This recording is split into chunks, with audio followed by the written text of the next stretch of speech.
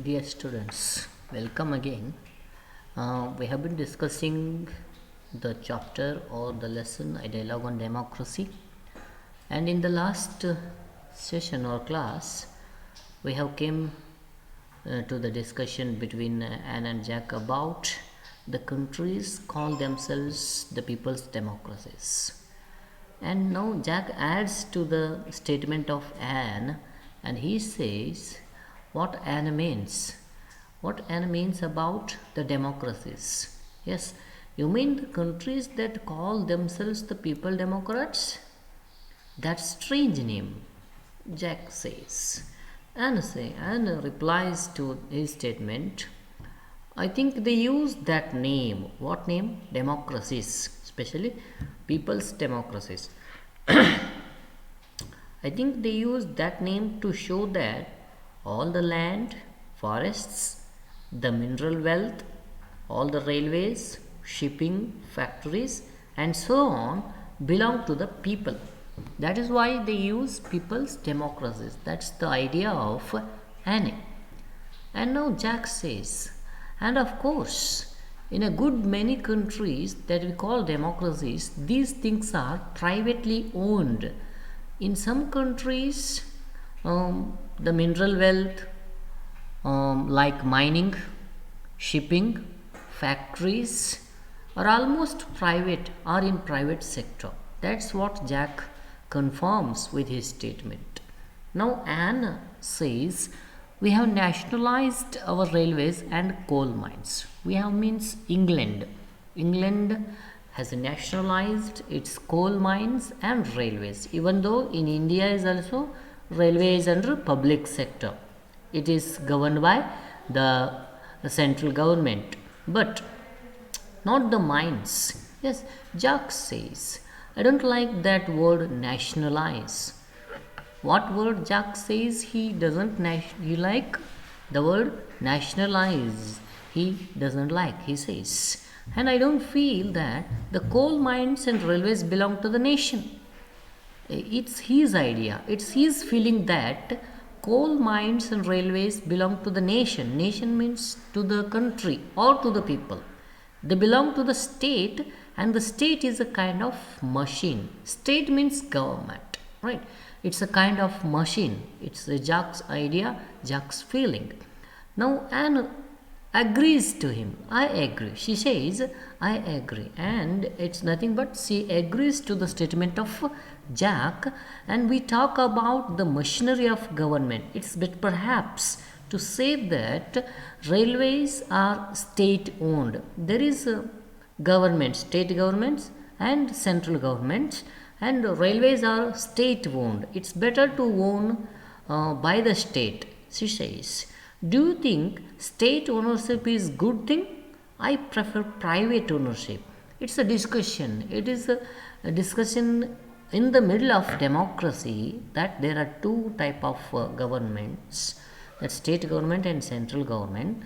Jack Anne prefers state government's ownership of railways, and she even questions to Jack about that, whether he thinks of the state ownership is better, and she says she prefer private ownership. So private ownership and government ownership you may be confusing. It's just like private schools and government schools. Private ownership means it is governed by the private sectors, private industry. There will be a separate rule for it, and there will be no salary like government salary. There will be more salary, but there will be no permanent job like that, right? That is what Anne prefers. She prefers to have a private ownership of that railways. Jack says, I'm not sure.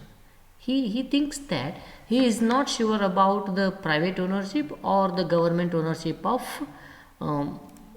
that what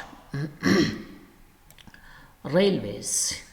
The post office is a state owned in all countries, isn't it? But in India, the Department of Post is under central government, right? Post office is a state owned in all countries, isn't it? His question. That seems to work well. Yes, but our railways in Britain have often been in difficulties about something or other.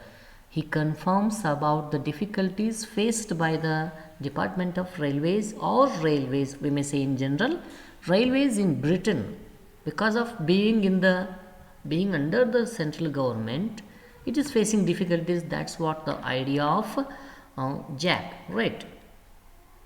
Now let's move.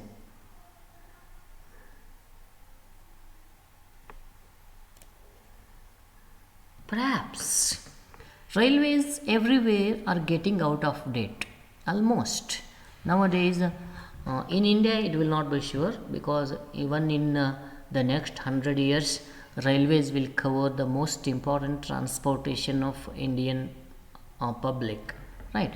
Everywhere are getting out of date, like the old canals that go all over the country and are no longer used. See, this is the idea of canals. I think we people being Indians doesn't know that England is an island. England is covered by sea all in all the directions. So that sea moves inside the earth in a stiff way, where we can travel through ship or boats. That is what canals we may say. Through that canals there were transportation in the old days, in ancient days in England, but nowadays it has been stopped due to the usage of wheels transportation. I mean bus or trains or more aeroplanes, right? And we have our personal transportations also, like that, right? And now the roads compete with them for goods traffic, and the airlines and motor coaches take a lot of the long distance passenger traffic. As he said, in the old days, in ancient days, there were canals that can be used for the goods traffic or to traffic the people. But nowadays, roads, rastegalu, the roads compete with them. Them means for the canals, goods traffic. In India, most of the goods traffic is through railway as well as through navy, or I may say through ship carriage. Through ship carriage, there are goods traffic. It is better and it is energy efficient as well. Yes, and airlines are rarely used to transport goods, right? And motor coaches means almost buses like transportation. Long distance passenger we prefer buses and even trains also in India, but it is different idea according to Anne in England, right? Now what Jack says, competition said to be a good thing, isn't it? If there was no competition, the railways could have charged what they liked. Yes, there must be competitions, as we can experience, or we can see it, we can experiment also. There must be a competition. Without competition, there will be no perfect, or we may say there will be no the best value for the well done people, right? So there must be competition. We expect competition in all the areas, especially in the business sector. There is no competition for the people of like MPs and MLAs. Because of that reason, they are the most corrupted people. There must be competition. There should be a danger for their place, so that they can raise, they can be very awakened. That's what Jack expects. This is the discussion on democracy as well as the general things around in our society. Yes, railways could have charged what they liked, means ಅವ್ರ ಮನಸ್ಸಿಗೆ ಬಂದಂಗೆ charge ಮಾಡ್ತಿದ್ರು ಅನ್ನೋದು ಅವನ idea. Yes, and says no, not while they are state owned. That's very important point she is making. If any industry is owned by the state government, it cannot decide the fare on its own, because it is governed by the state government. State government has to decide the fares and the expenses as well. Yes, The post office has no competition, but it still carries your letters for 2 pence half penny. Yes, it's a beautiful concept and is telling about that post office has no competition then, but nowadays post office has lost its value being the carrier of letters. Nowadays message will do everything in just a minute or two. Mobile phone has replaced a lot of things, people. Mobile phone has replaced wall clock, alarm clocks, even calculators, right? Post office, even in future days mobile will replace banks as well. There is a threat to the banking sector nowadays, but even though it has to be there, because it is not possible in 1 or 2 days. It's the procedure for hundreds of years it will take on. Now she is telling us about the post office. Even if the railways had no competition, parliament would see that their charges were fair and reasonable. We should know that the charges must be fair and reasonable. Yes, charges must be fair and reasonable. That is what central government will look into, because it is under the control of parliament. Jack, well, we haven't decided what we mean by democracy yet, have we?